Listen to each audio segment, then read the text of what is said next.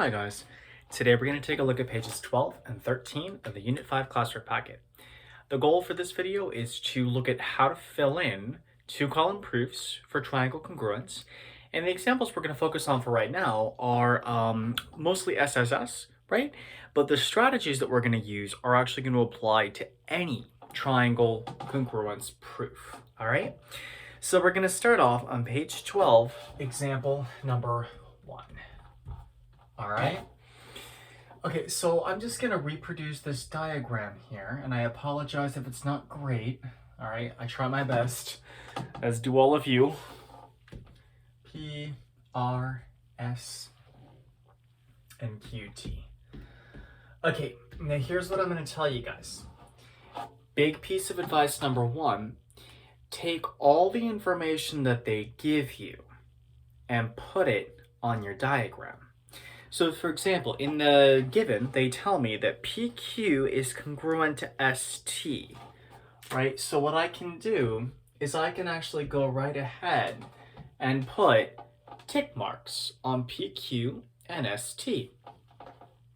They also tell me that QR is congruent to RT, so I would use 2 tick marks for that particular one, right? So it's really just a way of getting ahead. You notice how I didn't do anything with the midpoint yet. I'll deal with that in a second, okay? All right, so first things first. These first 2 lines right here, I'm not gonna waste my time or yours rewriting the statements, but I think that because they gave it to us in the problem, our reasons should really just be given, right?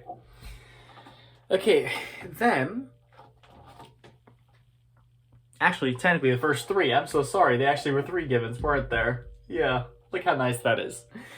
Okay, now, then they tell me something else in my statement. They tell me PR is congruent to RS. Now, my question is, how do I know that? They didn't tell me that in the original problem. That's where I have to look at the relationship between lines 3 and 4. They told me that R is a midpoint. What does a midpoint do to a segment? It splits it into 2 equal parts. So therefore, okay, over here, I can say that I have the definition of a midpoint. And the reason that I'm able to say that these 2 pieces are the same is because it's a midpoint. A midpoint splits a longer segment into 2 equal parts. And thus, when they end it by saying that triangle PQR is congruent to triangle STR, just take a look at what I have in the diagram. Side, side, side. So therefore, my final reason would be SSS. Okay? Now notice, with this particular proof, we had to bring in one thing that we learned previously in Unit 1, and that was the definition of a midpoint. Right?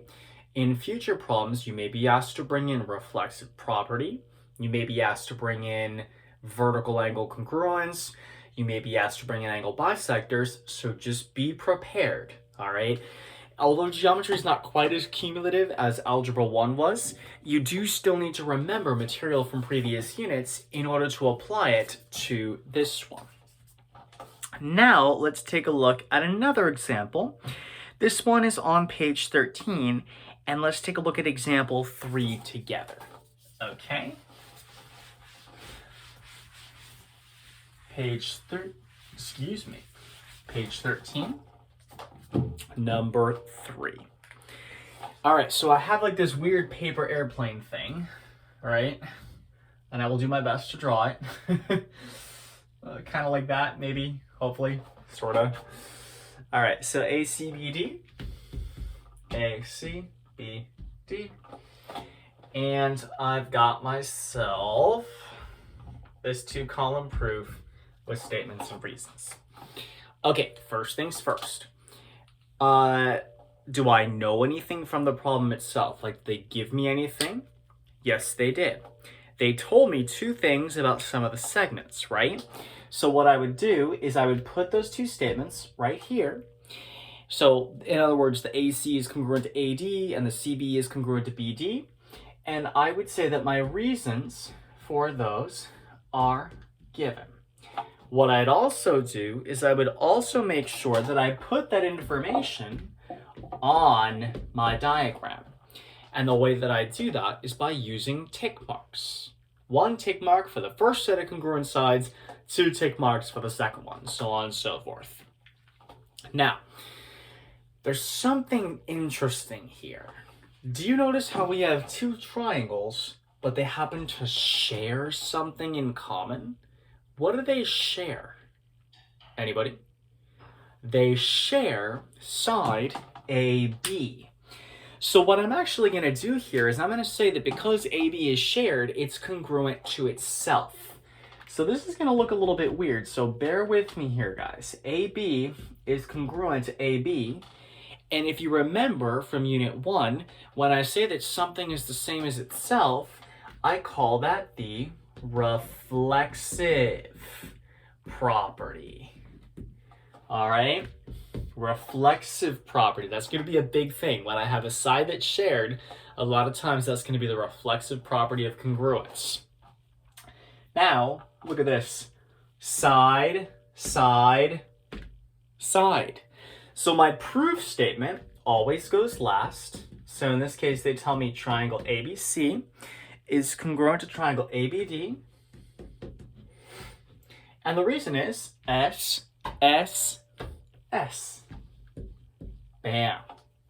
So, what you guys have seen thus far is that you definitely want to make sure you understand some of the tips and tricks, like reflexive property. That's what I use when I have a side that's shared between them. And I also want to make sure I remember things like definition of a midpoint, definition of an angle bisector that I used in Unit 1. But those properties are going to be useful again in filling in these 2 column proofs.